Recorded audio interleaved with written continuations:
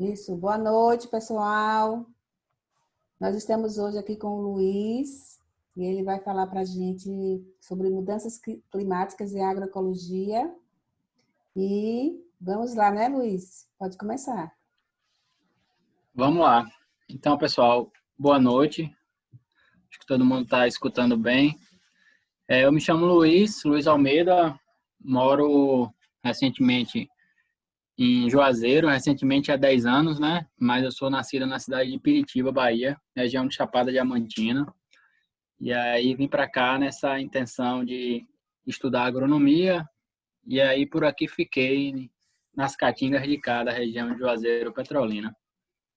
E aí esse debate das mudanças climáticas, ele é um debate extremamente importante para a gente nesse último período, né? Fruto muito das próprias contradições, né, que o sistema capitalista gerou, né, através do uso dos bens naturais, ou seja, todo o uso dos combustíveis fósseis, toda a questão da relação homem-natureza dentro desse sistema possibilitou muito que houvesse uma aceleração, né, uma mudança climática construída a partir das práticas antrópicas.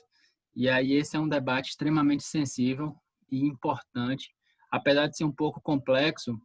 Aqui a gente não vai ter a pretensão de esgotar esse debate, mas sim, vamos dizer, trazer algumas leituras, trazer algumas questões que eu acho que muitas das quais vocês já podem até conhecer. E aí a ideia, eu acho que a riqueza maior dessa discussão, ela vai ficar sem dúvida nenhuma no debate, na discussão, certo?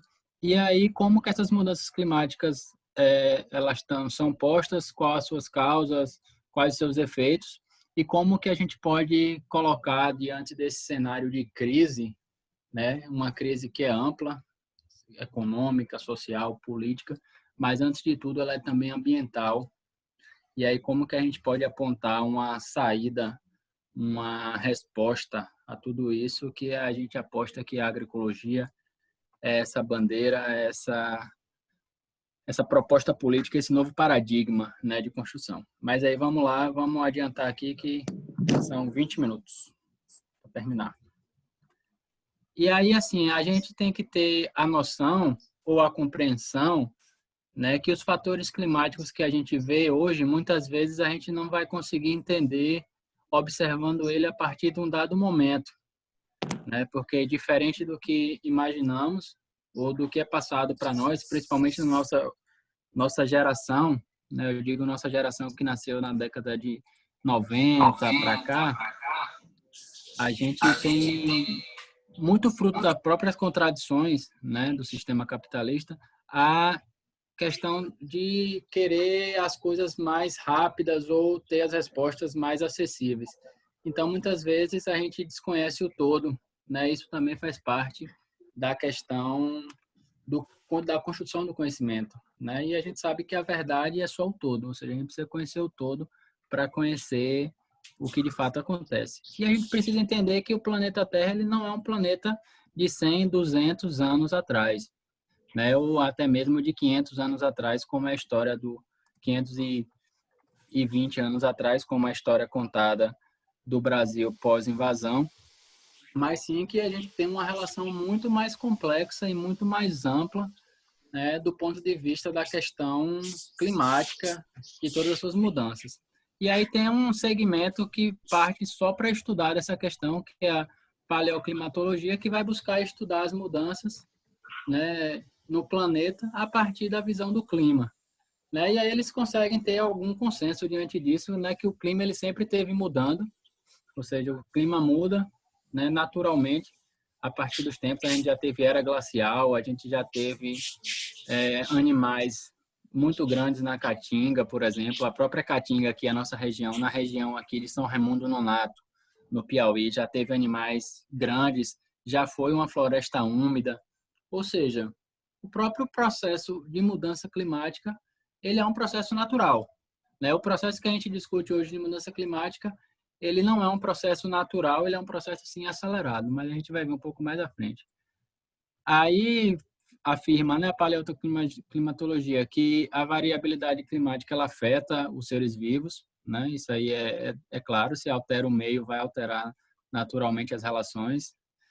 E afirma também que as informações sobre a temperatura da Terra nos últimos 1000 anos mostram claramente assim que as temperaturas elas só aumentaram nos últimos 1000 anos. Isso muito também fruto dessa questão do uso dos bens naturais. E aí aqui à frente, a ideia que eu tentei construir aqui foi uma breve noção mais histórica da alguns marcos, né? Não quis colocar todos, porque também iria entrar em muito detalhe, não é a intenção aqui ficar entrando em detalhe dessas questões, mas sim para a gente ter uma dimensão, né, dessas discussões e desse apanhado mais histórico. E aí a gente começa lá em 1700 ainda, né, com a invenção da primeira máquina a vapor, né, que ela que vai ser a precursora aí da Revolução Industrial. E quando a gente fala da Revolução Industrial, a gente vai lembrar que foram as primeiras máquinas, né, que conseguiram aumentar bastante a produção. Claro, isso é também válido, mas só que também com essa forma de produção também aumentou a produção, a geração dos gases de efeito estufa, né, o vapor, a própria depois o combustível fóssil, né, tudo isso acaba também criando. Nem se tinha essa discussão ainda sobre efeito estufa, nada disso, mas sim naquela época era uma grande revolução, de fato, o processo do avanço produtivo, né? Mas só que esse foi um marco que deixa seus traços até hoje, assim, por ser essa ruptura na questão do manufaturado, né, para ser a questão do industrial. E aí a discussão do efeito estufa ele só vai surgir a primeira vez em 1824, né, com Joseph Fourier, que aí ele vai discutir um pouco mais sobre essa questão do efeito estufa, ele é matemático, físico, ele vai conseguir trazer mais essa noção do que a gente conhece hoje de efeito estufa.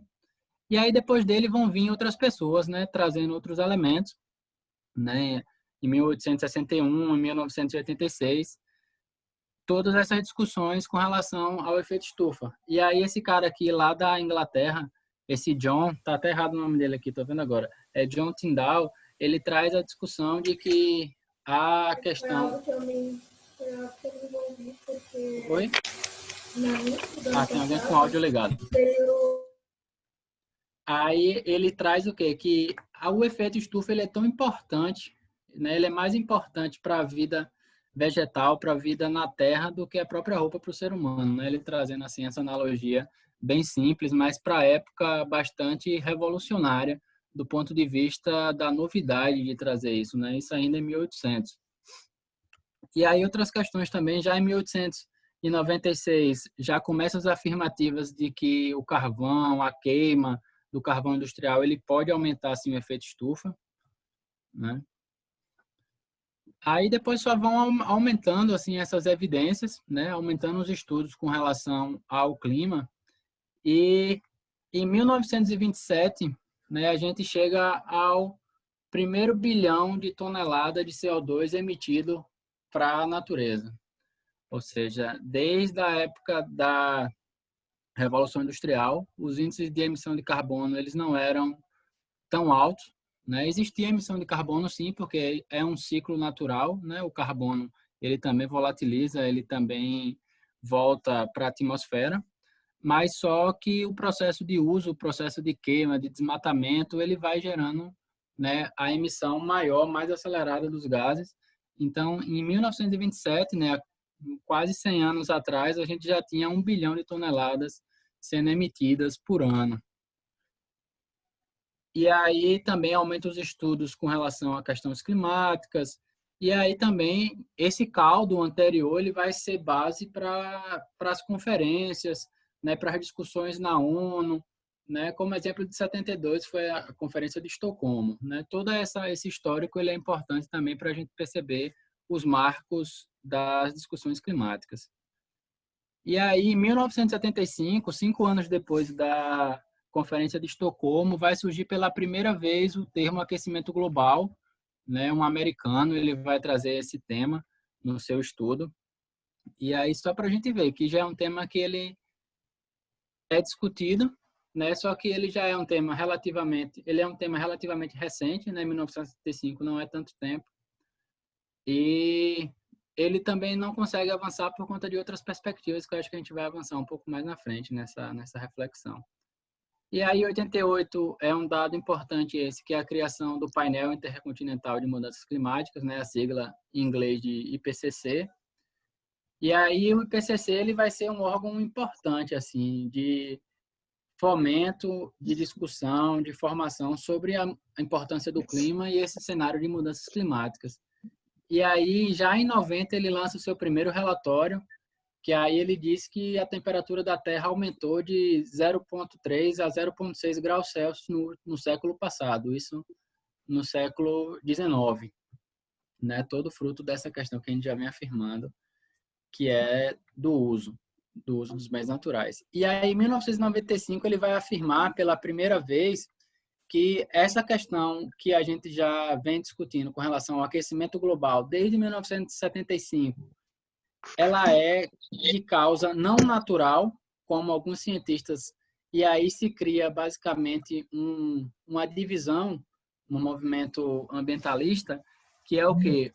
Alguns ambientalistas diziam que o processo de mudança climática ele é um processo natural, né? Ele é um processo principalmente fruto da paleontologia. E aí, em 1995, o IPCC lança esse relatório que vai afirmar justamente o contrário, vai afirmar que é um processo que não é natural, né? Ele é um processo que foi causado ou que foi acelerado, né? A gente não sabe em que marco temporal ele poderia acontecer, mas só que foi um processo acelerado devido às ações antropogênicas, né? E aí, em 2006, a gente chega a uma quantidade aí de 8 bilhões de toneladas, o que era um tempo atrás uma tonelada. Do público, que o pessoal estava lendo. A gente chega hoje aí a 8 bilhões de toneladas. E aí o IPCC ele vai chegar em 2013, só para a gente ter uma ideia do que a gente estava falando antes, há uma probabilidade de 95%, né, dos seus estudos de que as mudanças climáticas eles são de causa humana, né? Eles são de causas antrópicas através do uso de combustíveis fósseis e de outras fontes poluidoras e de produtoras de gases de efeito estufa. E aí, só para a gente ter uma ideia no marco temporal também, em 1950 a gente tinha uma concentração de 315 ppm de CO2 na atmosfera. Em 2008 a gente tinha uma quantidade de 380 e hoje a gente já passa de 415 ppm na atmosfera de CO2, que é um dos gases mais poluentes e que contribui mais assim para o processo de mudanças climáticas de efeito estufa. E aí, apesar desse retrospectiva histórica, hoje o que a gente vê não é diferente, né? As notícias elas só vêm a ladeira abaixo, vamos dizer assim. A gente vê aqui o próprio governo Bolsonaro adota uma postura totalmente contrária à vida, e aí em diversos aspectos, um deles é a questão do clima. Então, diversas aberrações com relação a um debate tão importante e tão sensível para uma potência, né, como o Brasil em biodiversidade, em toda essa questão, ter à frente da sua gestão uma pessoa como essa, um verdadeiro desgoverno, né? Então, as notícias elas só são piores relacionadas ao clima e à ameaça do avanço das mudanças climáticas. E aí, para a gente entrar nesse debate das mudanças climáticas mais específico, a gente vai ver aqui que no Brasil, as emissões de gases em 2017, elas foram basicamente, né, em 60%, elas foram base de quê? Na agropecuária e mudança de uso da terra, né? Ou seja, esses são os carros-chefes na nossa emissão de gás de efeito estufa, ou seja, o solo, a mudança seja na retirada da vegetação nativa, né, das florestas para colocar pastagem ou para mineração, outro tipo de empreendimento, ou seja, a mudança no uso, o avanço das cidades, tudo isso causa uma mudança no uso da terra e, naturalmente, aquela quantidade de carbono que estava estocada ali né? Seja ele nas árvores, seja ele no solo, na matéria orgânica, ele vai todo para a atmosfera, então essa mudança de uso ele causa isso. E também a agropecuária, né? Que é um dos grandes poluidores, principalmente do metano, principalmente mais voltado para a pecuária, né? A agricultura também emite muitos gases poluentes, né? Mas quando a gente fala agropecuária, a grande fatia desses 24% aí vai estar relacionado à pecuária, principalmente a criação de gado, né? Que produz bastante metano. E aí outro ponto aí é a produção de energia, que aí também com relação à biomassa, né, as próprias outros empreendimentos que também geram os gases de efeito estufa. Então a gente tem aí uma quantidade bastante elevada de carbono, né, de CO2 equivalente. Carbono CO2 equivalente vai ser aí uma nomenclatura internacional, ou seja, é uma unidade de medida internacional, né, o carbono equivalente. E aí a gente vê aqui com relação ao agronegócio, né? Que como a gente vai discutir bastante sobre agroecologia, então foquei mais nessa questão do agronegócio, na questão da agropecuária, nas emissões aqui por segmento econômico.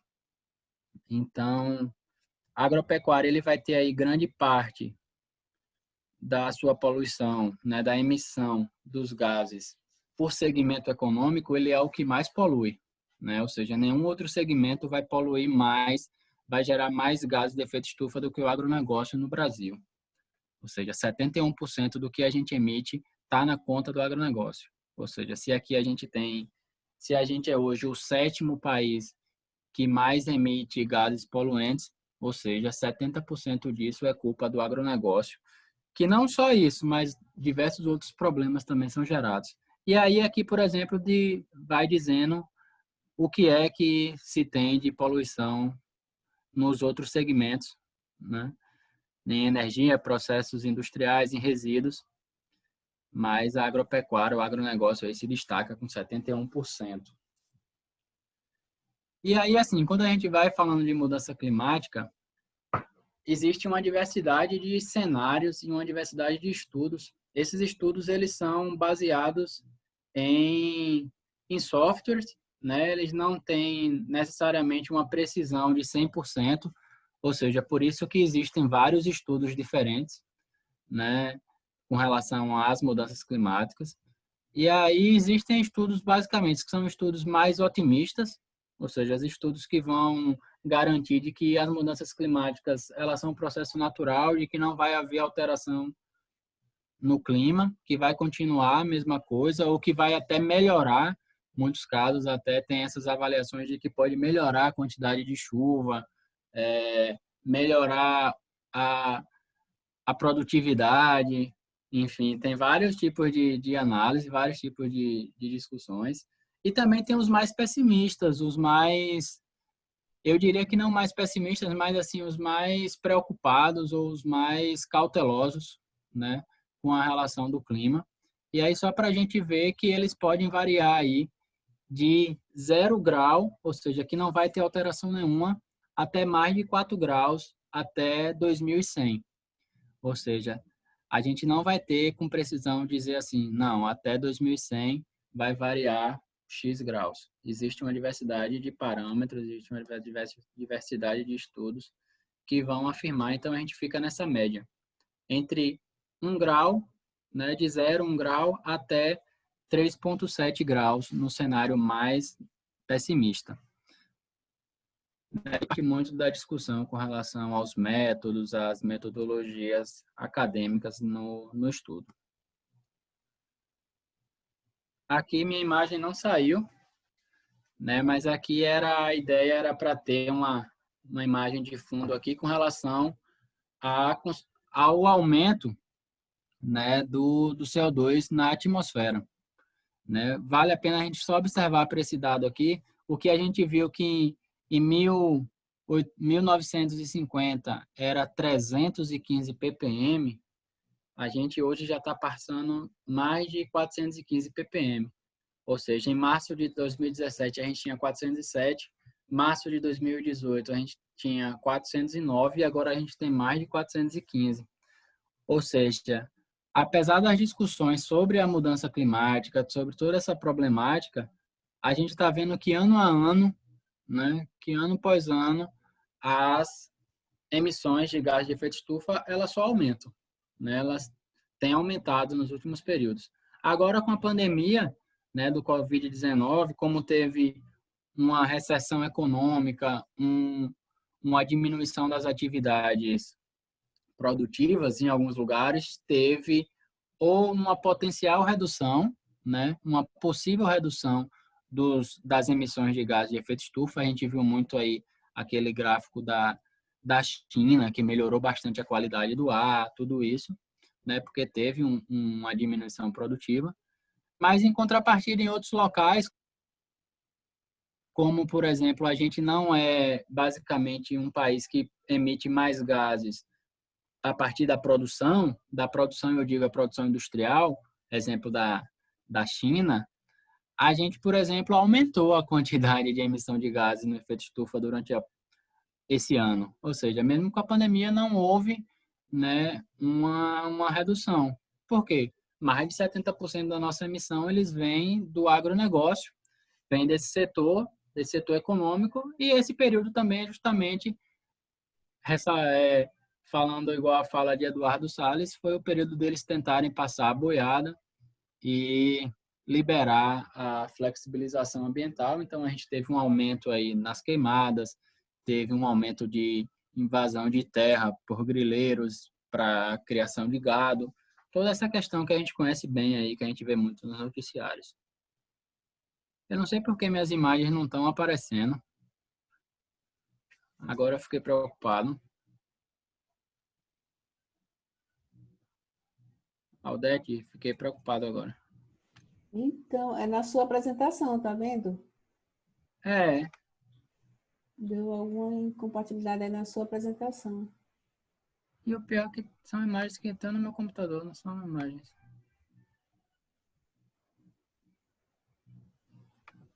Mas só são duas mais, né? Parece. eu acho que só são essas aqui. Eu vou trabalhar aqui na ideia. Aí aqui a ideia era que se tinha um mapa, aqui falando um pouco dos impactos, né, sobre o clima, os seres humanos e a natureza, né, com relação à Caatinga, mas também desdobrando nos outros biomas. E aí eu vou passar para não ficar de slide branco, e aí esses elementos eu vou trazendo mais à frente. E aí, Marcela está sugerindo que salve em PDF, pode ser que apareçam as imagens. Né? Eu irei gastar um certo tempo para fazer isso. Eu posso socializar no grupo essas imagens, logo depois. Isso. Socializo no grupo. E aqui é um caso emblemático assim do que a gente vinha discutindo até agora. Araripina fica aqui em Pernambuco. E aí, para quem não conhece, Araripina é referência na produção de gesso. Ou seja, tem uma grande produção de gesso. Araripina ela já foi fortemente impactada, né, porque o processo de mineração ele é extremamente devastador da biodiversidade. E aí Araripina ela já vem como jazida de gesso há muitos anos. Com isso vem toda a problemática, né, desde as problemáticas sociais e econômicas até também uma problemática mais ambiental. Araripina ela está quase situada aqui entre o sertão e o agreste, né? Tá no meio. Ela tem as mesmas características edafoclimáticas do que Petrolina, né? Petrolina tem uma outra condição porque está na margem do rio. Araripina está numa região mais sertão. Mas o que é que deixa claro aqui para gente? Que fruto esse processo de degradação que ocorreu na região, a gente vê que a Araripina ela se destaca dentro do estado de Pernambuco.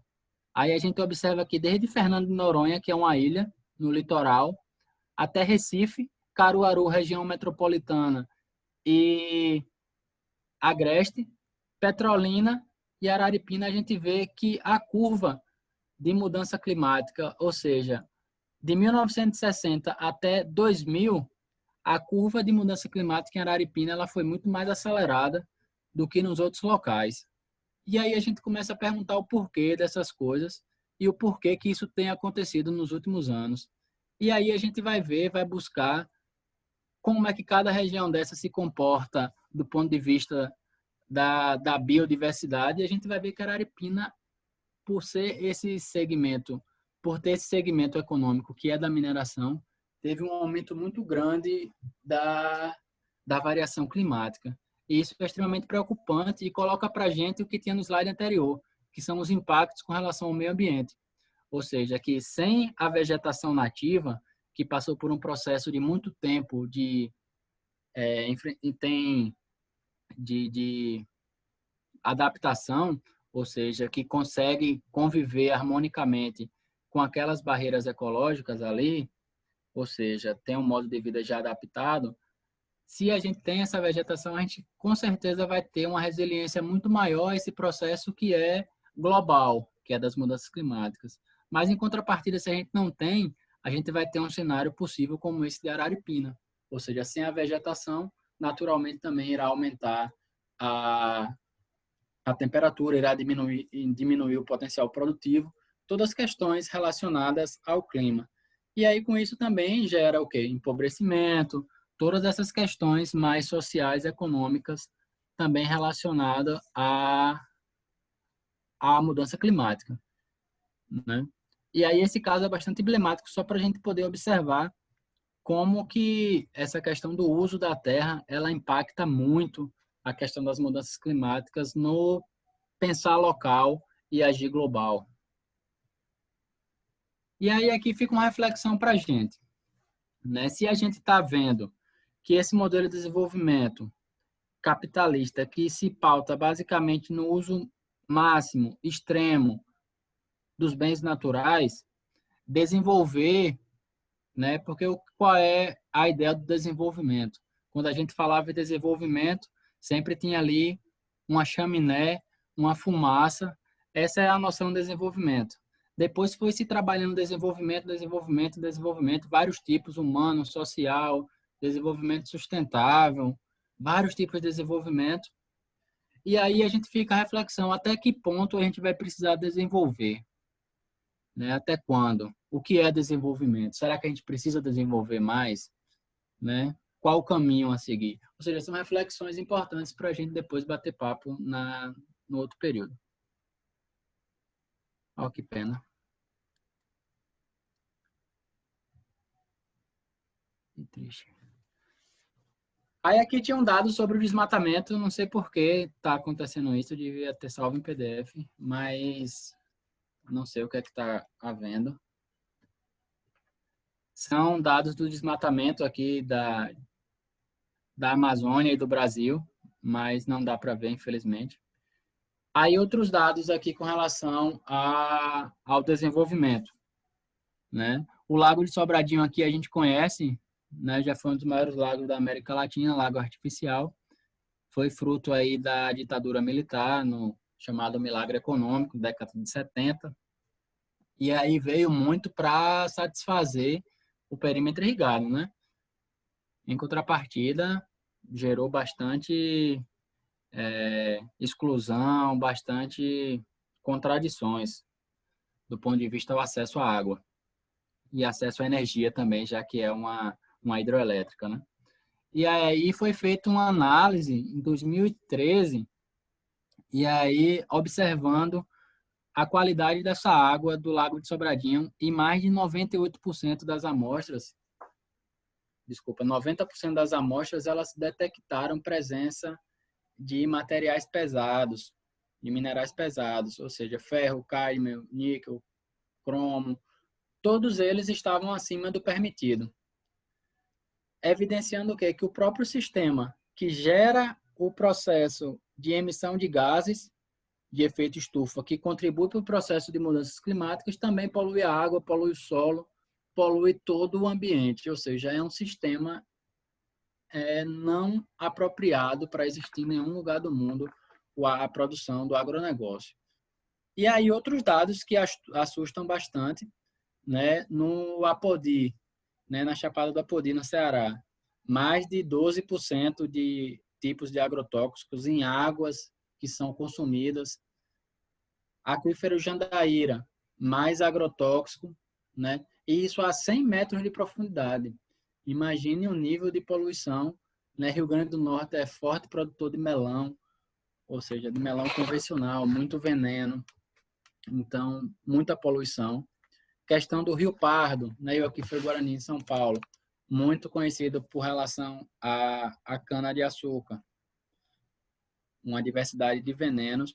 Ou seja, tudo isso é fruto do pacote de desenvolvimento. Então, a gente sempre faz a pergunta, desenvolver até onde, né? Para que desenvolver? Será que o desenvolvimento está nessa promessa aqui que é dada pelo agronegócio, pelo capital? E aí a gente vai ter uma diversidade de problemas, né? Aqui a gente fala uma diversidade de problemas, e aí eu estou focando mais aqui com relação à nossa região, a relação do clima semiárido, mas ele não vai ser muito divergente dos outros climas, porque parte da gente conhecer também as especificidades do clima, as especificidades do local, toda essa questão. Então eu vou adiantar para a gente não perder muito tempo, porque meu tempo está acabando. E aí, pouca compreensão do clima, ausência de política pública, concentração de terra e de água é um problema nacional, ou seja, a gente tem uma questão agrária complexa, ou seja, as elites dominam, de fato, a terra, a água, e isso gera toda uma problemática, né? Falta água, ou seja, uma diversidade de problemas aí que se agravam com as mudanças climáticas. E aí, alguns textos que saíram recentemente, que são importantes para a gente trazer essa reflexão aí do desenvolvimento também. Saiu um texto agora, recentemente, aí, chamado As Maçãs Podres do Agronegócio, que é bastante interessante. Ele está até o link aqui embaixo. Saiu na Science, né, na revista Nature. E aí, ele é um artigo que está em inglês. Eu precisei do auxílio do tradutor, mas consegui ver e é bastante interessante assim, os dados que traz. E aí eu destaquei dois aqui, que 68% das queimadas no Cerrado e na Amazônia vem de 2% das propriedades. Ou seja, 2% das propriedades, elas estão gerando 68% das queimadas. Olha que coisa contraditória do ponto de vista do que Bolsonaro afirmava de quem proporcionava as queimadas eram as ONGs, era Leonardo DiCaprio, era, enfim, os povos tradicionais, né, os indígenas, os quilombolas que estavam botando fogo, que estavam destruindo, mas na verdade são os capitalistas, são os detentores aí da propriedade de forma na concentração da terra, né? E aí, esse é um dado, e também ele afirma que 20% da soja e 17% da carne que são exportadas, né, elas são ligados aí a desmatamento, a queimada, tudo ilegal. Ou seja, então evidencia Brasil afora de que o produto que está sendo exportado não é um produto de qualidade, é um produto que gera desigualdade e que gera principalmente crime ambiental. Então, bastante importante essa discussão. E aqui está o mapa, né? As propriedades indígenas, as unidades de conservação aqui na Amazônia. E aí, em vermelho, tá as propriedades que foram desmatadas ilegalmente. As amarelas, que quase não dá para ver, mas tem algumas espalhadas, são que foram desmatadas potencial legalmente. E as cinzas são áreas sem desmatar. Então, a gente vê que tem um avanço muito grande aqui, principalmente Cerrado e região amazônica. E o Cerrado cumpre um papel importantíssimo com recarga de rios e todas outras questões ambientais no país inteiro. E aí as mudanças climáticas, que é esse processo que a gente está discutindo até agora, eles geram uma diversidade de ameaças à biodiversidade, né?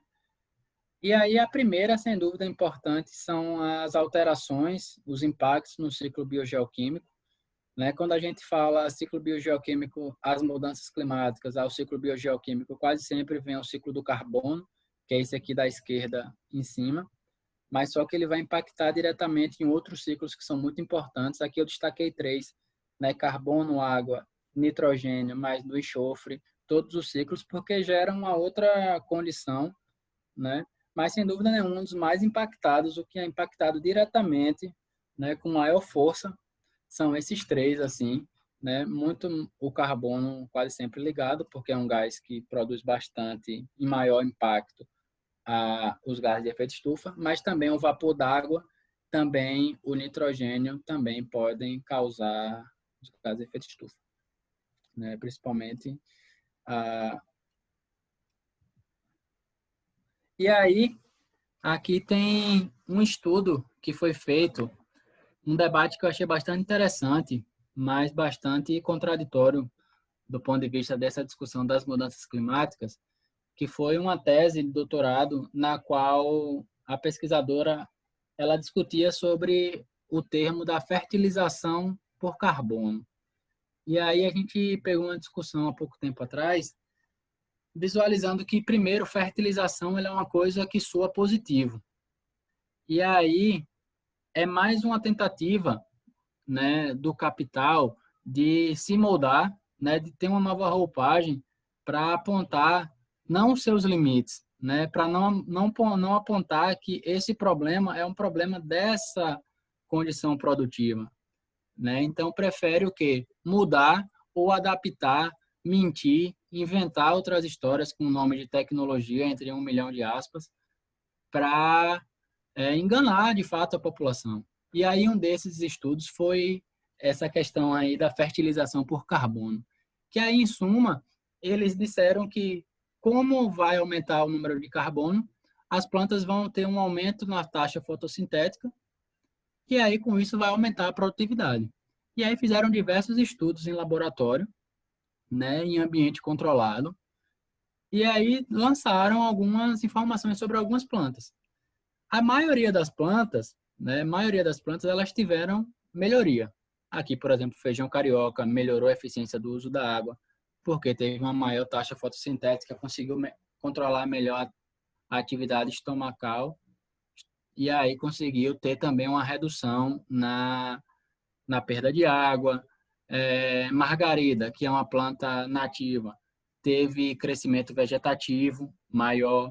Cana-de-açúcar teve crescimento, aumento de sacarose, diminuição da lignina, ou seja, perfeito, né? Perfeito do ponto de vista do capital. Se reduziu lignina, aumentou sacarose, aumentou o crescimento, vai aumentar a produtividade. Braquiária, aumentou a taxa de germinação. Todas essas questões que eles evidenciaram coloca para a gente uma grande pegadinha. Aí outras espécies aqui, a soja, aumento do crescimento. Em contrapartida, a soja ela teve uma perda na qualidade da relação CN, ou seja, ela teve uma quantidade muito maior de carbono do que de nitrogênio, isso aumentou muito a predação das lagartas por efeito compensatório, ou seja, se a matéria seca não está de qualidade, elas predam por efeito compensatório.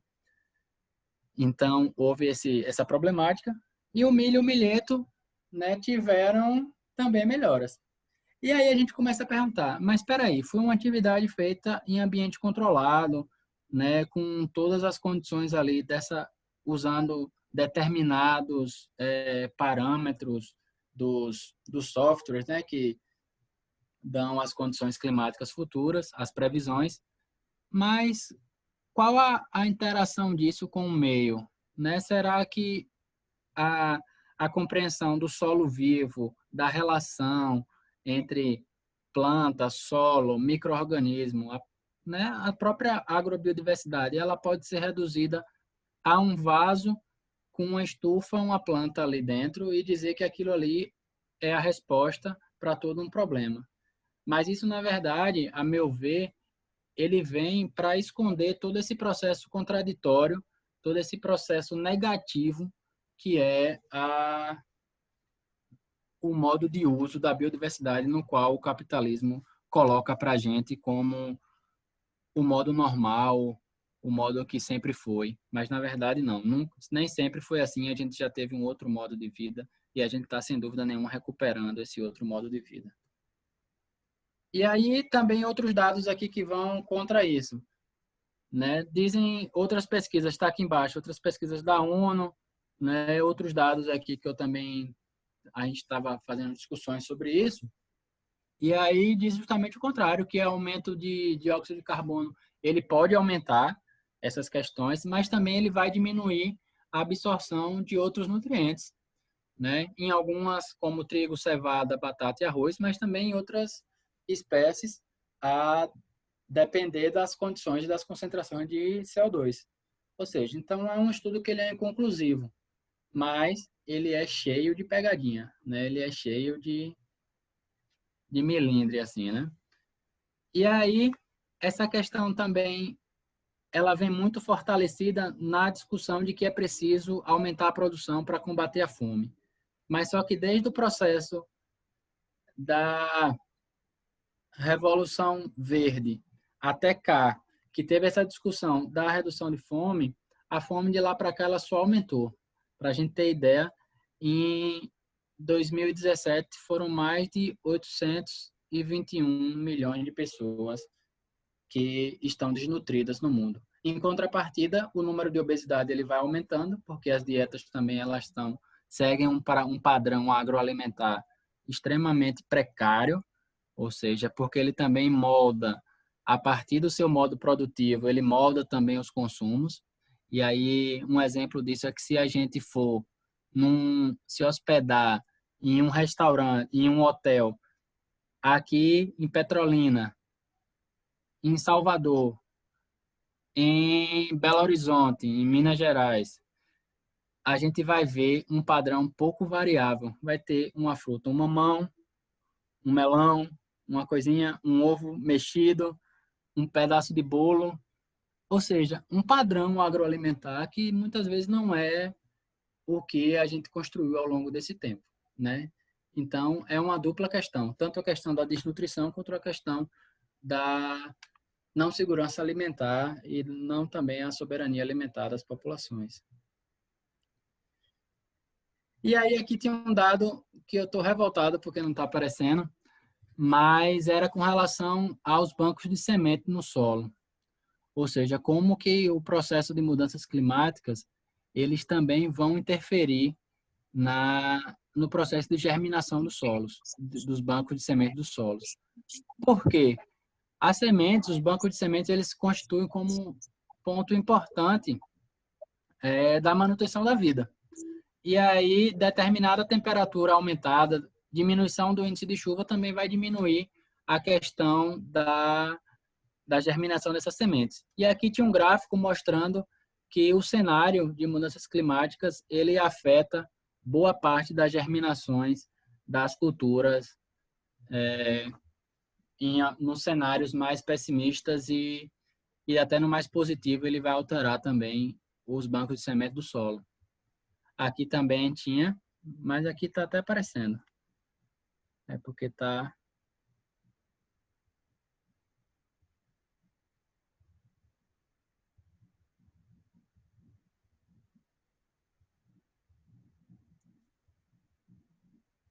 Esse gráfico aqui é complementar do anterior,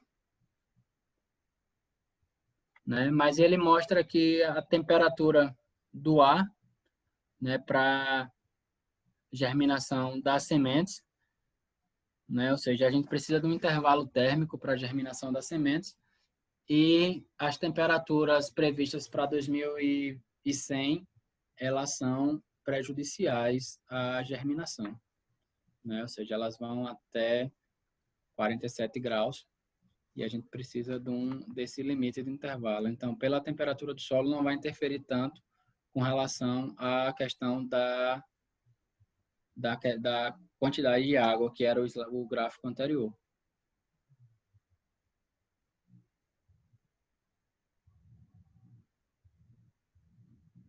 Aqui é outro. Esse aqui é interessante para a gente, que algumas sementes, a gente estava fazendo essa discussão com algumas sementes do semiárido, da caatinga, e aí se viu que para ter uma base, uma média, se precisava para ter uma boa germinação de 17,5 milímetros de chuva por semana em determinado período do plantio.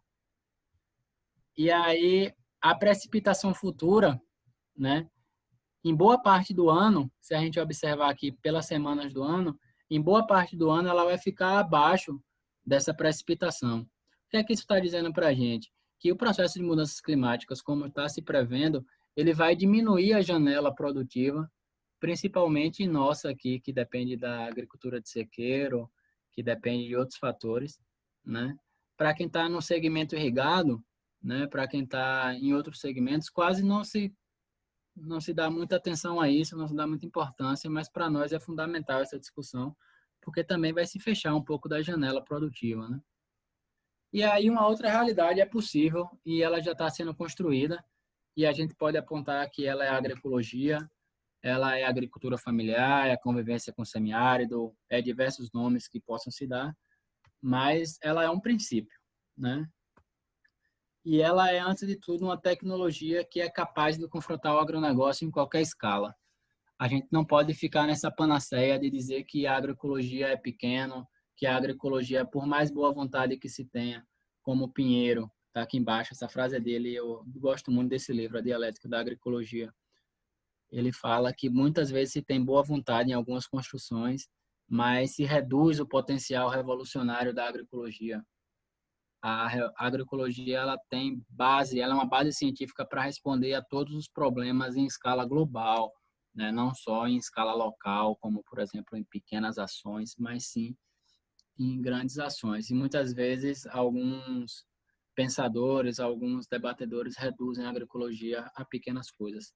E aí ele traz essa reflexão para que a gente expanda nosso olhar, nossa leitura com relação à agroecologia. E aí aqui alguns princípios, né? Sustentabilidade, água, ecologia, né? Orgânico, enfim, uma diversidade que a gente já conhece bem aqui. A gente tem vários debatedores e conhecedores da agroecologia no curso, então não precisa ficar. E aqui as dimensões. Essas dimensões elas são importantes para a gente, né? Principalmente aqui quando a gente fala na base da pirâmide. É uma dimensão ecológica, ou seja, é a vida, é cuidar da vida, é cuidar do ambiente, ter uma outra relação diferente do que propõe o agronegócio. É também econômica, ou seja, os ganhos econômicos sem comprometer a biodiversidade, gerar um recurso limpo, né, do ponto de vista social, ambiental. Social também é diminuir acabar com as, vamos dizer assim, com a segregação de classe, com a exploração do trabalho, ou seja, é colocar uma outra realidade cultural, porque preza a cultura do local, não a coisa vinda de fora para dentro, mas a coisa construída de dentro para dentro, é um novo projeto. Política, porque é a inserção do sujeito na política, ou seja, na participação do sujeito como sujeito de direito e de ação política. E a ética, porque aí a gente quer construir também outros valores e outros princípios sociais nessa questão. E aí a gente tem alguns desafios para a gente, que é mudar o paradigma dentro da agroecologia, né? Que a gente tem vários paradigmas. Aqui na nossa região a gente batia muito na tecla no combate à seca, que era o paradigma convencional. A gente aponta que a convivência com o semiárido, a gente tem o paradigma do agronegócio. Em contrapartida, a gente tem a resposta, né, nossa, que é a agroecologia. E a gente tem que ter essa discussão também a nível maior, né, nível do capitalismo. E aí a gente pode dar vários nomes aqui, políticos, enfim, pode ser comunismo, socialismo, a gente não quer definir nomes. Aqui a gente coloca um projeto popular porque a gente precisa pensar o Brasil de dentro, né, um Brasil de dentro para dentro, um Brasil pensado pela população, por nós, não um Brasil pensado de fora para dentro, não um Brasil pensado dos interesses estadunidenses ou interesses do poder econômico, porque a gente não pode reduzir o nosso país, as nossas vidas a interesse econômico, porque ela é muito maior, muito mais ampla do que isso. E aí, para finalizar, eu vou deixar algumas questões para a gente debater. Eu queria avançar na conscientização ambiental sobre as mudanças climáticas e como trabalhar isso na prática extensionista com as comunidades, com os agricultores, com os estudantes, como é que a gente pode trabalhar isso, essa questão, ou seja, experiências. Como fortalecer os agroecossistemas nesse cenário, ou seja, a gente vê um cenário de mudanças climáticas, muitas vezes de descrédito intencional nessa ideia das mudanças climáticas, e como é que a gente pode fortalecer o agroecossistema agora. A agroecologia é uma resposta viável às mudanças climáticas na produção de alimentos saudáveis. Essa é uma afirmativa que eu fiz, e aí como é que a gente pode fortalecer essa afirmativa? E aí, nesse cenário, quem são os nossos aliados e quem são nossos inimigos? E aí também, quais são as nossas fortalezas e ameaças? São algumas questões que eu queria deixar para fomentar o debate aí posterior, para a gente discutir. Aí é isso. Aldete, Oi. falei muito. Não, tá ótimo, muito bom mesmo. Agora, se você puder clicar no botãozinho vermelho e aí finalizar o compartilhamento, eu acho que fica melhor. Certo. E aí, pessoal, tá aberto aí, muito boa apresentação, parabéns, Luiz. Muito interessante, muito importante, né, essa questão aqui, das mudanças climáticas, que é infelizmente, é uma realidade, né, e que vem comprometendo, né, a nossa vida como um todo, né, o meio ambiente e a nossa vida como um todo. Parabéns. E as reflexões finais, então, são muito interessantes, né, como é que nós podemos, né, enquanto atores, né, nesse processo, como é que nós podemos estar fortalecendo, né, a agroecologia, a produção agroecológica, né, como uma forma saudável que é, né, de se estar produzindo alimentos. Muito interessante. Parabéns. Está aberto, pessoal. Quem quiser fazer alguma pergunta, alguma colocação para o Luiz, pode ficar à vontade, abrir o microfone e estar conversando aqui. Posso começar? Pode, sim. Claro. Obrigada, Odete, por facilitar esse momento aí. Estava bem ansiosa pela fala do Luiz, muito legal. Parabéns, Luiz, estava muito interessante. Muito legal essa parte que tu desmistificou um pouco, porque sempre dentro mesmo da universidade tem muitos científicos que defendem, né, os benefícios do aquecimento global, os benefícios desse aumento aí nas temperaturas. Eu sou de lá do sul do Brasil e lá se comenta muito isso, né? Se comenta muito, em 20 anos mais a gente vai poder cultivar cana aqui, vai ser um polo de cultivo de cana-de-açúcar, porque a temperatura vai aumentar. A gente vai poder produzir muito cacau também. Então, é uma visão super limitada, assim, e eu gostei muito dos argumentos que você trouxe contra isso, né? Porque, por exemplo, a gente sabe que é muito mais complexo. Os anfíbios, por exemplo, um aumento da temperatura muito pequeno, tu já perde uma quantidade de espécies de anfíbio muito grande. Os anfíbios estão dentro de uma cadeia aí que são muito importantes no controle de pragas, por exemplo. A gente que trabalha com agroecologia sabe disso. E também todo o desprezo sobre a biodiversidade nativa também, né? Então a gente não pode esquecer que existe um montão de comunidades que trabalham com as espécies nativas, que dependem das espécies medicinais nativas, alimentares nativas, e a gente ignora isso dizendo, não, a gente vai poder exportar cana-de-açúcar no sul do Brasil, né? O pensamento capitalista muito limitado. E outra coisa que eu também queria comentar, que eu gostei muito, que aí talvez tu pode comentar assim, mais das experiências de vocês, é que eu vejo que os sistemas agrícolas tradicionais, eles têm muitas práticas que nos ajudam a enfrentar, assim, né, essas mudanças climáticas, tanto na adaptação quanto na mitigação. Aqui com o meu grupo, a gente trabalha muito nos sistemas silvopastorais, agora até a gente está escrevendo um artigo sobre a fixação de carbono, retenção de carbono nesses sistemas, e está tendo resultados bem legais, assim. Claro que aqui onde eu estou, no sul do Chile, o solo é um fator muito importante na retenção de carbono. A gente tem solos aqui com 30%, 40% de matéria orgânica. Então, controlar um pouco o revolvimento desse solo, manter a cobertura ajuda muito. Mas eu vejo que aí no Brasil o potencial assim maior está na vegetação, né? A gente tem um país com um clima tão rico, tão maravilhoso, uma capacidade de produzir biomassa tão grande. Então, eu acho que assim, a primeira coisa que eu penso é que não se pode pensar em sistemas agrícolas nem pecuários sem incluir as árvores, né? Pensando num futuro assim, não só pelas mudanças climáticas, mas também pensando no manejo do recurso hídrico, pensando no manejo da biodiversidade. Então, aí pedir para te comentar um pouco que experiências tu tem visto aí de práticas tradicionais que estão, né, adaptadas ou que estão trabalhando, mitigando as mudanças climáticas, que eu acho que por aí a gente tem esse espaço para trabalhar com a extensão rural, discutindo, né, como combater as mudanças climáticas, proponendo políticas públicas, porque os agricultores tradicionais muitas vezes já fazem isso, né, eles já têm manejos, já têm práticas que ajudam muito diferentes da agricultura convencional. Aí, não sei tua experiência aí que tu tem visto, como o pessoal anda fazendo. Mas é isso, muito obrigada, de sua maneira está muito, muito legal.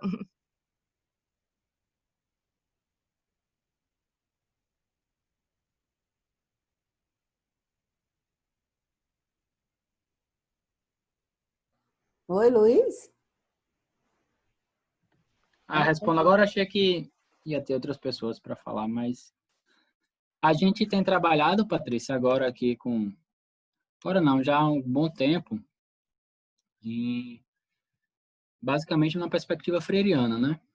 Ou seja, uma perspectiva de Paulo Freire, né? É muito usado assim nas discussões da agroecologia, porque traz a questão da participação humana, né? Ou seja, no processo educativo para a tomada de consciência. Então, a gente aposta muito nessa questão formativa desde 1990, assim, quando o IRPA surge, né? Então, temos essa ação. E aí, muito colocando um outro paradigma, quebrando esse paradigma do combate à seca, porque a gente não vai combater um fenômeno natural. E o fenômeno natural que eles queriam combater, na verdade, de uma perspectiva política, né? Uma perspectiva político-ideológica de dominação, dominação principalmente econômica, do ponto de vista que, ao você desdenhar, você precarizar o local, você fica muito mais sujeito a abandonos, a não defesa do território, todas essas questões que a gente já conhece bem. Então, o primeiro passo que a gente apostou nessa questão também, que eu acredito que é importante, foi a um outro paradigma. E aí o outro paradigma, ele também precisou mudar algumas práticas, né? Mudar algumas práticas, colocar outras questões. Aqui na nossa região a gente vive muito a principal atividade econômica, tirando o perímetro irrigado, né? Que é a irrigação. Então a gente basicamente é a criação de animal, de ruminantes, pequenos ruminantes, né? De bode, cabra, ovelha, de forma extensiva, solta na caatinga. E aí como fazer uma discussão com as famílias para melhorar esse sistema, né?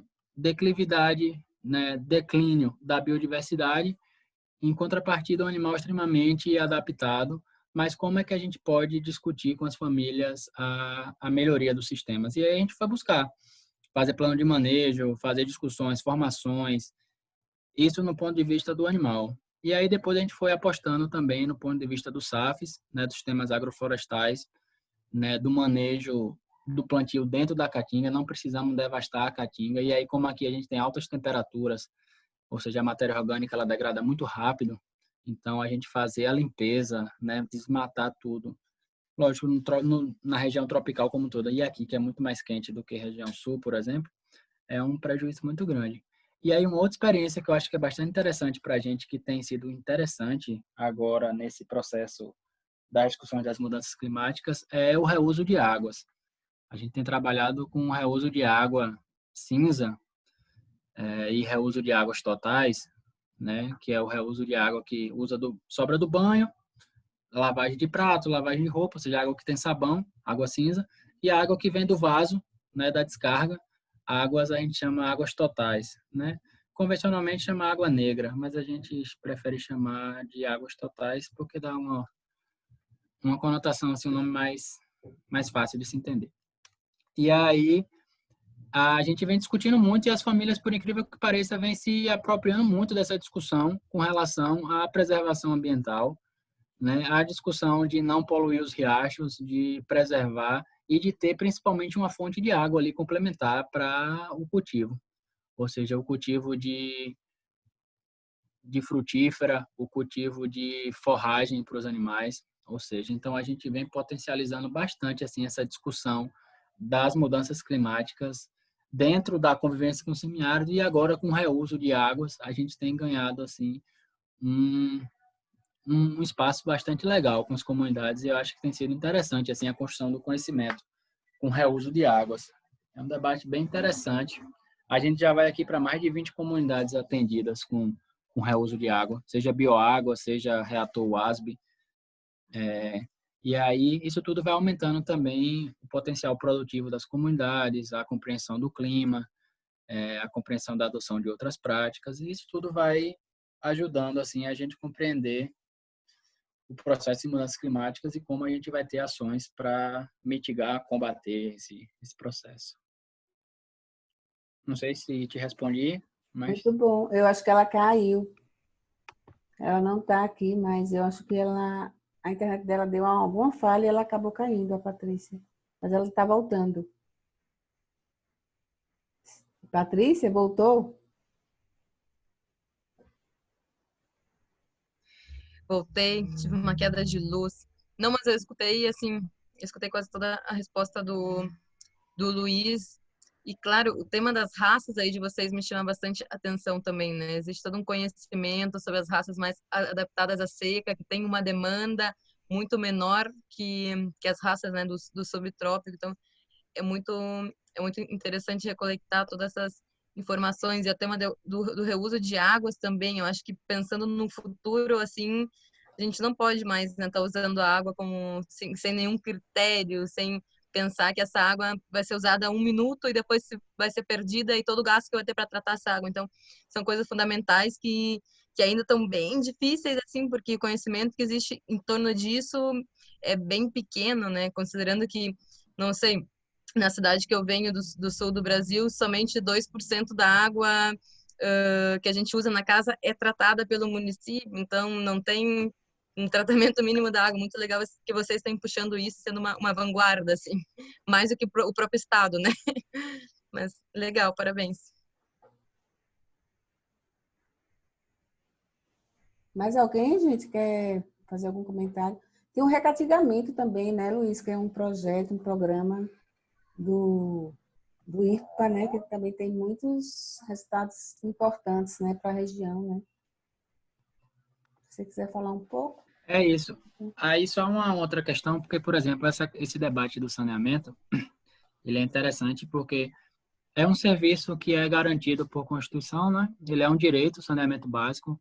Em 2013 ele foi garantido como direito humano, tá lá, a ONU declarou como direito humano, por questão da qualidade de vida, né? O direito ao meio ambiente equilibrado, tudo isso. E aí, se a gente observar assim, como que é o saneamento básico na cidade, ele é praticamente precarizado, né? Ele é totalmente precarizado, na verdade. Ele é bastante deficitário. E aí a gente tem que entender o saneamento não só como a coleta do esgoto, mas como os 5 pontos que ele propõe construir, né? Então, se a gente for observar com relação a isso as comunidades rurais, se nas cidades ele é bastante precarizado, nas zonas rurais ele é inexistente. Ou seja, ele é totalmente inexistente. Então, a gente vai ter práticas como fossa sumidouro, e aí vai ter queimadas de lixo. Por quê? Isso são alternativas, são possibilidades que as comunidades, que as famílias encontram para, enfim, dar uma destinação ao lixo, sendo que é dever do Estado e o Estado não cumpre.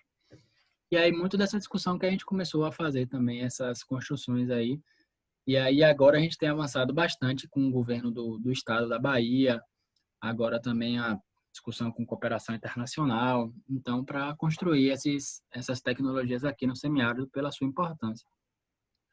E aí, o recatingamento, ele é também essa tecnologia, né? Essa não é uma tecnologia, na verdade, é uma metodologia de intervenção agroecológica que a gente constrói aqui há mais de 10 anos, que aí a gente visa recuperar e conservar áreas de caatinga, levando em consideração a presença humana, né? Não precisar tirar o povo, não precisar tirar quem já cuida da terra para botar em outro canto e deixar tudo isolado ali. Então, a gente quer preservar com o povo dentro e desenvolver modos de vida sustentáveis ali dentro. Ou seja, aí a gente tem resposta para isso, o recatingamento tem experiência, a agroecologia tem diversas experiências. Então, essa noção de unidade de conservação, isolando onde já tem gente morando e conservando aquilo há milhares de anos, eu acho meio contraditório. Mas o recatingamento, ele é uma prática que, inclusive, ganhou um prêmio em 2018 pela Embrapa, IFAM, FAO, ONU, vários órgãos, como o sistema agrícola tradicional. E aí foi um prêmio em dinheiro repartido pelas comunidades que fazem recatingamento, e aí elas conseguiram implementar o quê? Barreiros trincheira, tecnologia para captar água de chuva, e aí fazer uso com SAF, e outros recuperaram seca, fizeram outras intervenções na própria área do recatingamento. Então, a gente tem alguns dados também, acho que naquela discussão que a gente fez, a gente conseguiu aprofundar mais, mas é uma discussão importante, assim, a recuperação da caatinga, a recuperação do cerrado, a recuperação da Mata Atlântica, todas as matas, assim, eu acho importantíssima essas discussões.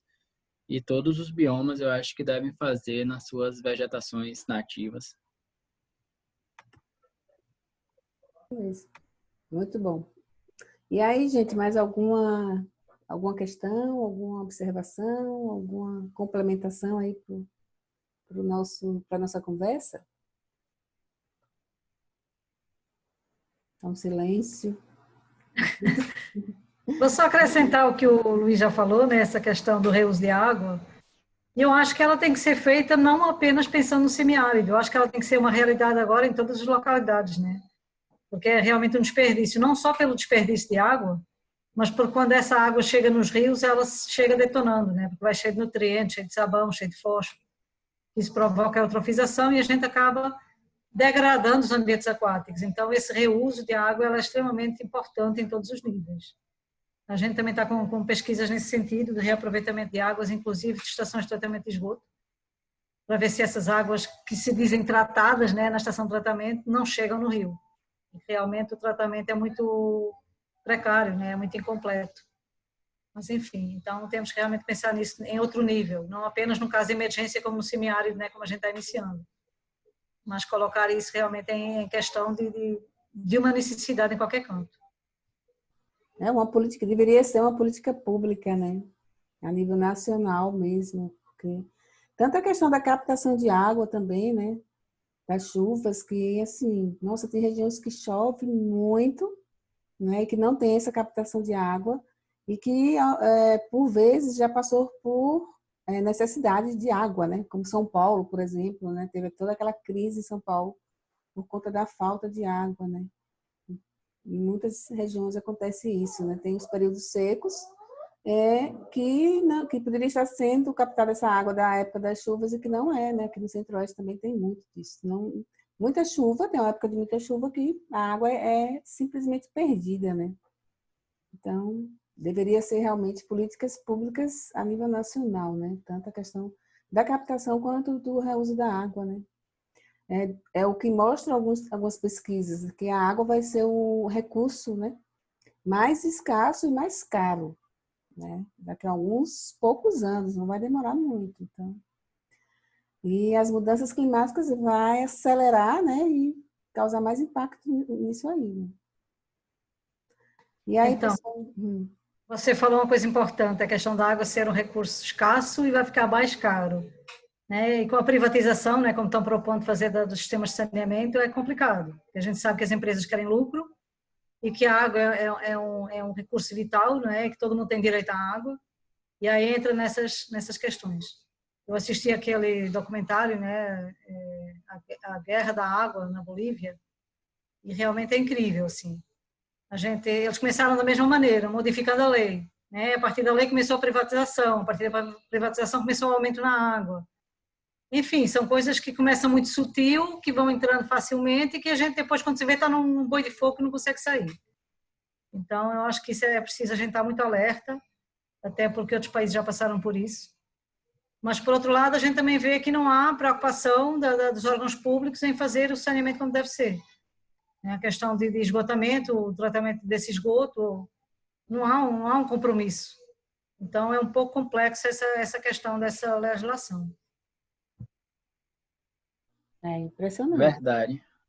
E aí eu acho também que isso do saneamento é uma discussão importante, mas como que eles fazem essa disputa assim em todos os segmentos, todos os sentidos.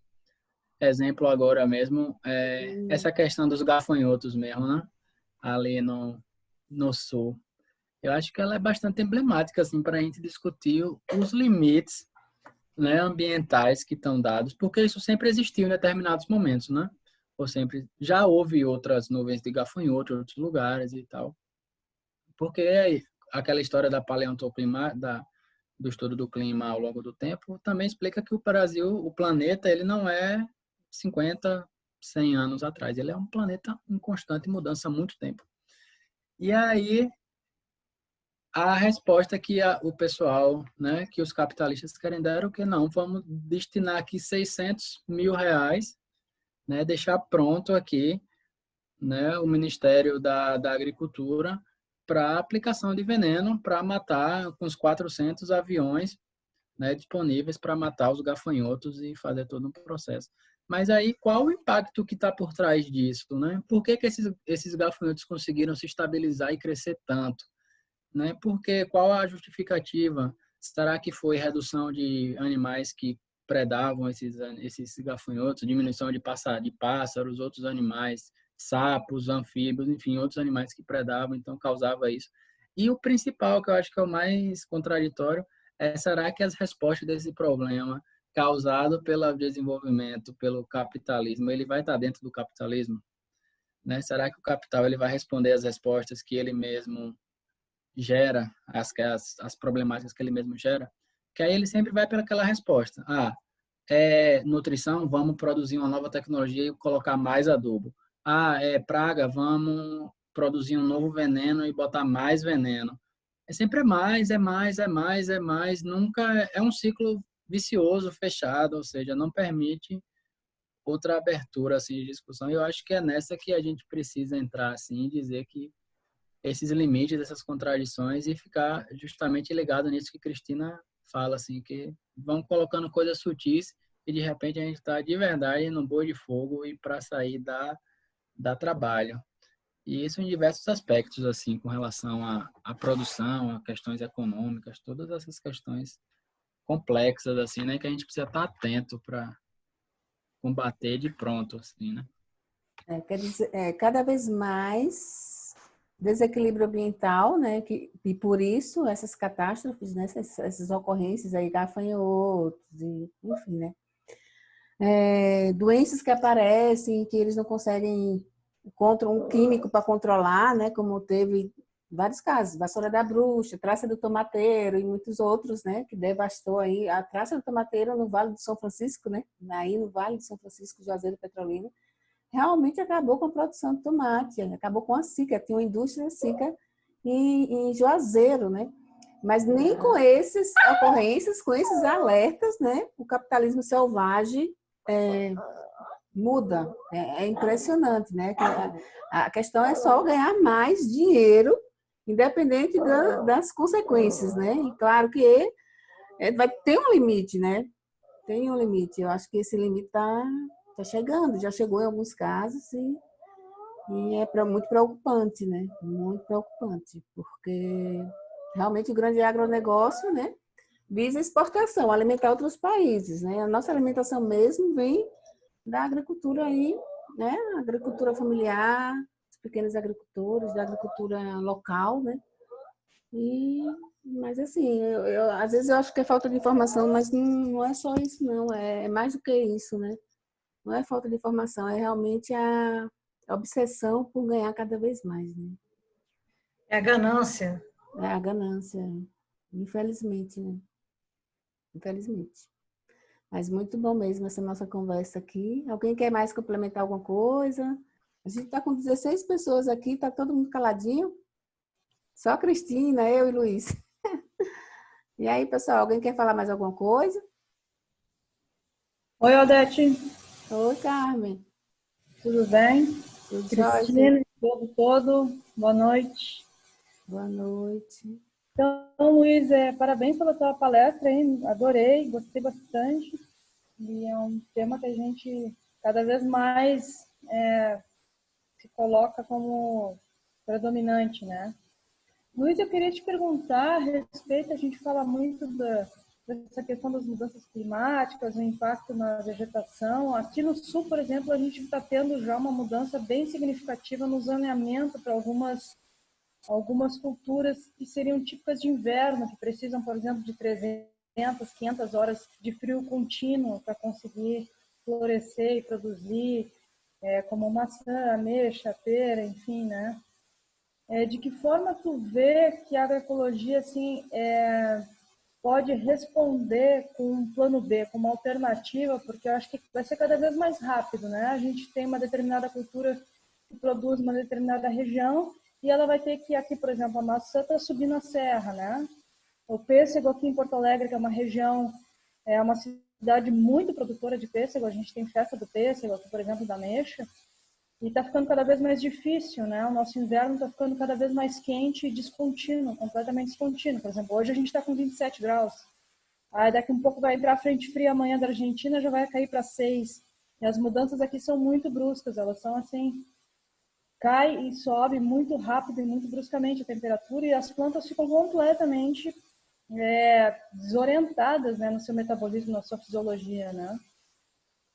Quais são as respostas que vocês estão pensando para isso, né? Espécies que podem rapidamente vir a substituir algum sistema, algum modelo.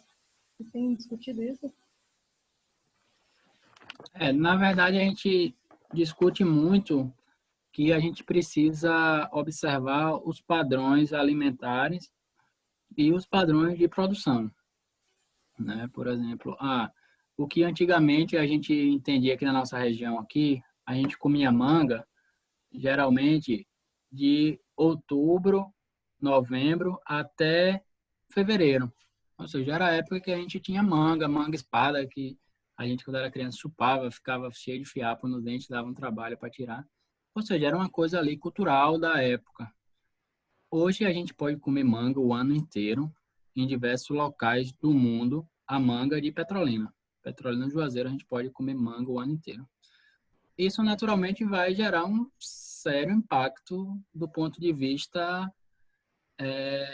do agroecossistema aqui, né? Porque o que era uma coisa cultural, né, de período, ela passa agora a ser perene, passa a ser o ano inteiro, né, fomentada por grandes doses de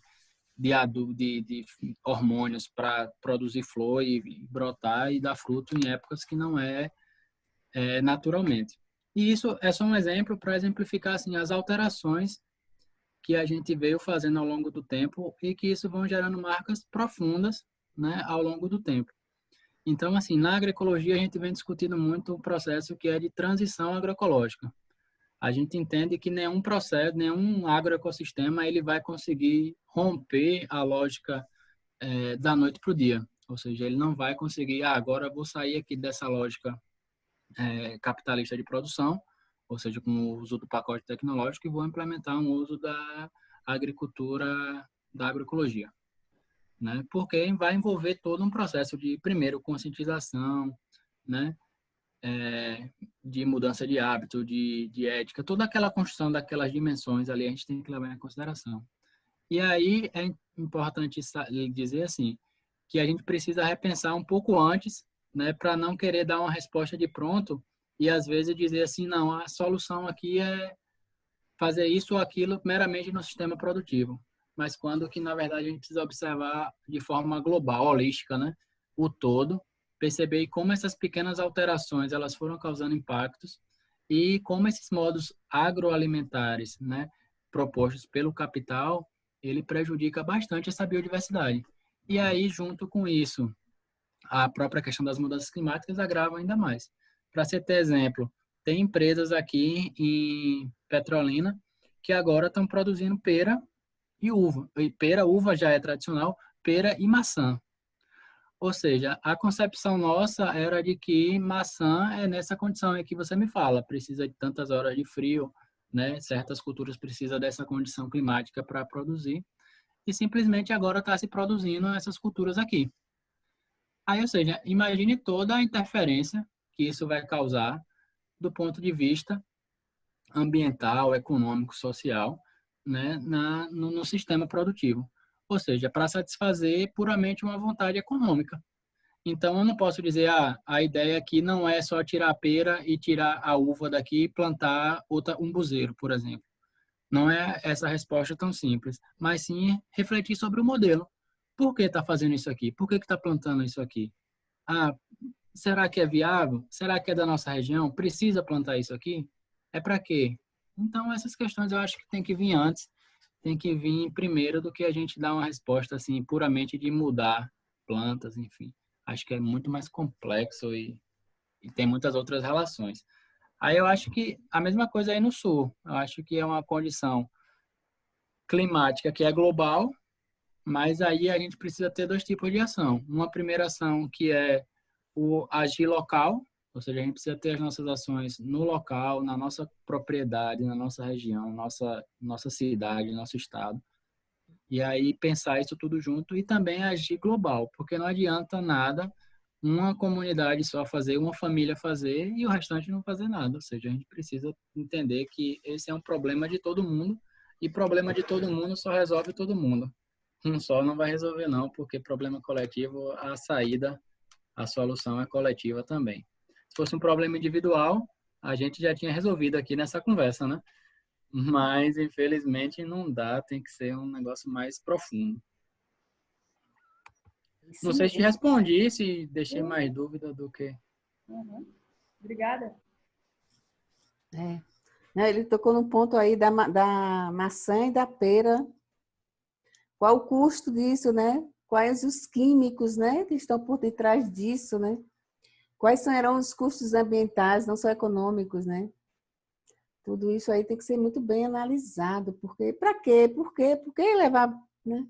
Levar pera e maçã para produzir lá no Vale do São Francisco, na região, né? Então, quiseram seguir o modelo da uva, né, para ver se dava certo, mas o custo disso é alto, gente, muito alto. Não só o custo do cultivo, né, mas o custo ambiental também é muito alto. O custo para nós, né, seres humanos, a nossa saúde, porque o que se usa de químico não é brincadeira não, para conseguir fazer isso aí, né? Então, quer dizer, teria que ser uma política que valorizasse, né, as frutas locais, do aquele ambiente, né, daquela região, não ficar levando coisa de fora, né? Se a gente tem uma riqueza tão grande, né, na caatinga de frutas, né?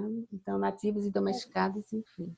E se investisse um décimo do que se investe no melhoramento das espécies exóticas, se investisse nas espécies nativas, né? Eu estava participando de uma live também com o pessoal do Rio de Janeiro esses dias, e estava um engenheiro florestal comentando, e eu perguntei para ele, vem cá, tem alguma política de incentivo à produção de espécies florestais nativas para a extração de madeira, enfim, que sejam alternativas ao eucalipto, ao pinus, e que a gente consiga ir mesclando com espécies frutíferas, enfim, tem alguma política de apoio, de incentivo?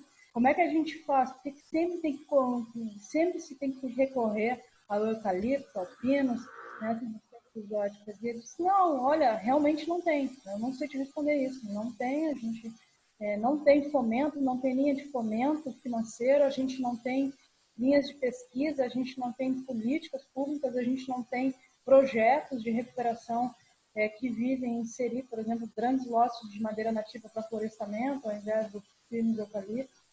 E a gente não tem desenvolvimento de melhoramento para essas espécies, que elas possam competir de alguma forma com essas espécies exóticas. Então, a gente acaba caindo sempre recorrendo ao exótico, né? E a mesma coisa acontece com as frutíferas, enfim. Será que a gente não tem alternativa à maçã? A gente não tem alternativa à uva? A gente não tem... Hoje mesmo eu estava fechando um projeto de paisagismo e uma cliente me pediu uma espécie frutífera nativa.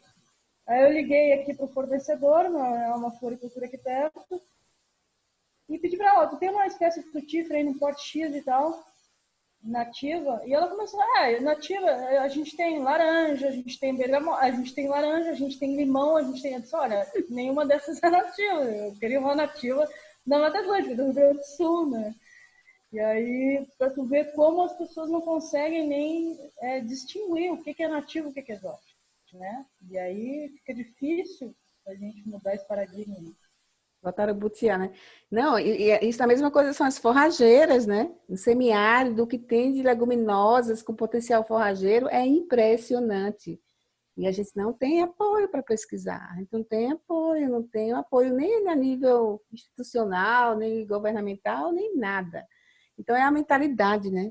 Isso é a mentalidade da revolução mesmo verde no Brasil, né? O Brasil quis não, né? Imita muito os Estados Unidos, né? Então, assim, gente, a gente tem que ampliar a nossa mentalidade, abrir a nossa cabeça, a nossa caixinha, né? Para ter essa sensibilidade, essas percepções, né? Essa criatividade de usar o que é nosso, de valorizar o que é nosso, de potencializar o que é nosso, né?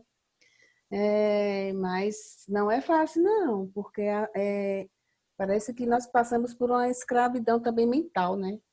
Infelizmente, a nossa mente foi também escravizada, né? Foi, sei lá. Enfim, estou falando demais. É Mas é isso. impressionante, impressionante. Como a gente não consegue ativar a nossa criatividade, né? A nossa sensibilidade para o que é nosso, valorizar o que é nosso, né? Porque o tanto de espécies nativas que tem no Brasil com grande potencial não é brincadeira não, né? E aí vem É por... outros países e levam, né? Desenvolvem medicamentos e a gente compra um medicamento caríssimo para estar cuidando da nossa saúde por causa do veneno que a gente usa na nossa agricultura. E muitas vezes eles que produzem o veneno e o remédio, né? Exatamente. Mesma empresa. Então, eu acho, Adete, assim, que essa mentalidade, eu acho que isso não é nem culpa nossa, assim, individual, sabe? Não, não é. Afinal, nossa história é relativamente curta, 500 anos de exploração, em cima de exploração, né? Um projeto voltado de fora, nunca uma coisa pensada de dentro. Quando que o Brasil pensou o Brasil a partir do Brasil? Né? Nunca, ou seja, sempre a partir de fora, para exportação, para vender nossas riquezas, privatizar, agora mesmo privatizar Petrobras, privatizar saneamento básico, privatizar tudo, ou seja, vender tudo para fora. É. Então, isso é uma grande tristeza, assim, sabe? E vai ter um custo muito alto para a gente, né? Para o nosso Isso. país como um todo, né? E aí eu penso, assim, que a resposta para isso, ela também não vai ser uma resposta do ponto de vista puramente pacífico, assim, né? Ou seja, ela vai ter que ser tomada e aí vai ter que ser conquistada e não necessariamente a gente vai conquistar só no aperto de mão e ali a gente às vezes vai precisar fazer um processo de enfrentamento mais forte, assim, para precisar ir à rua, de precisar fazer ocupação, de precisar fazer todo esse processo para que aí a gente consiga garantir nossos direitos. Porque se a gente observar, nossos direitos eles estão ali na Constituição muito bonito, né? Tá tudo lá, assim, descrito. Se a gente observar ali, o que a gente vive hoje é uma aberração, é uma contradição à Constituição brasileira. Porque tá lá acesso à moradia, acesso à terra, acesso à água, meio ambiente equilibrado, diversas coisas estão lá escritas, mas na prática não existe isso. Ou seja, então a nossa democracia ela é uma democracia extremamente falsa, né? Uma democracia extremamente fajuta.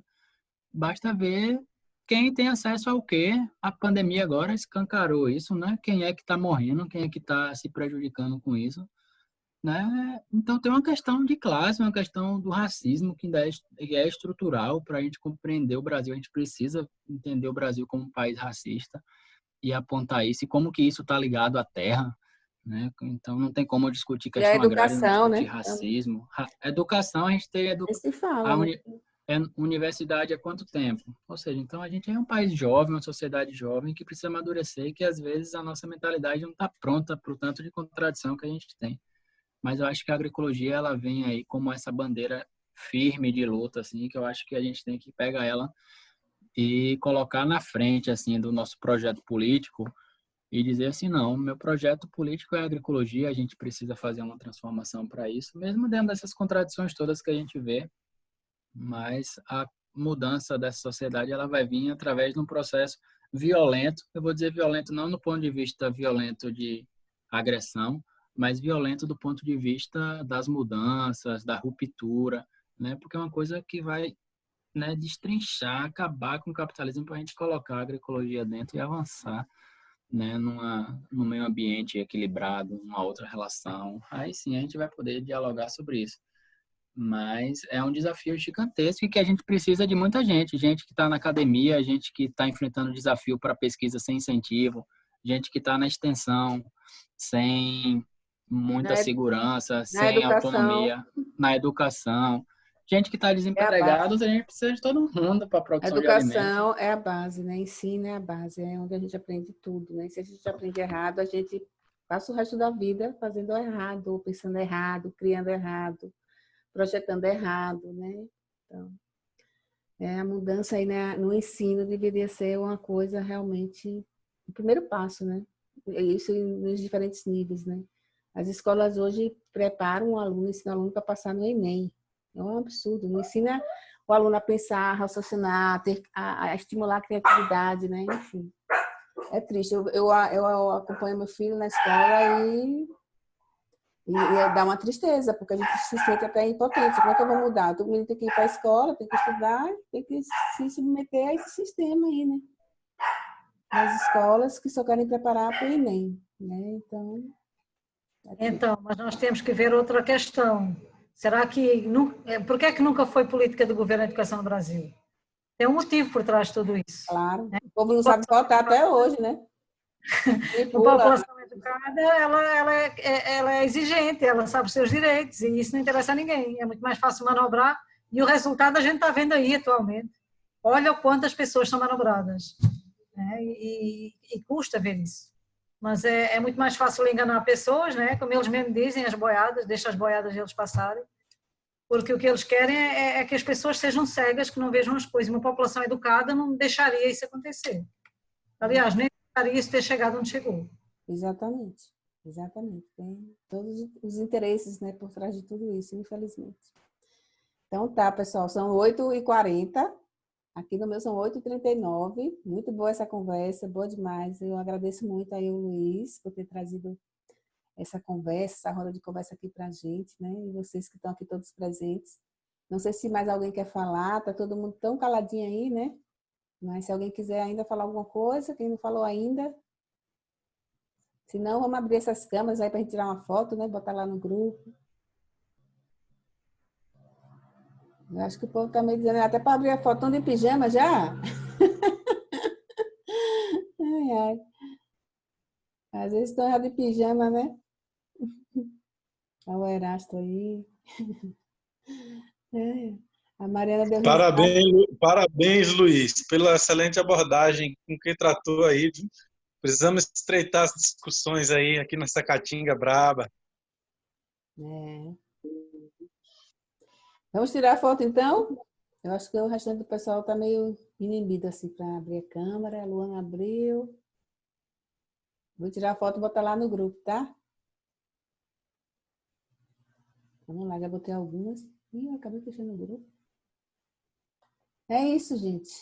Então vamos finalizar por hoje? Muito obrigada aí. Vamos em frente, né? Boa noite a todos e todas. Noite. Parabéns mais uma vez, Luiz e Aldete, pela organização. Obrigada, gente. Boa noite. Valeu, gente. Obrigada por estarem aqui, dando essa força aí, né? E acompanhando essas discussões que eu estou achando assim, riquíssimas, né? Para a gente estar abrindo a nossa mente também. Um abraço. E qualquer coisa, vamos conversando. Isso, se cuidem, hein? Valeu. Tchau, tchau. Um abraço, tchau.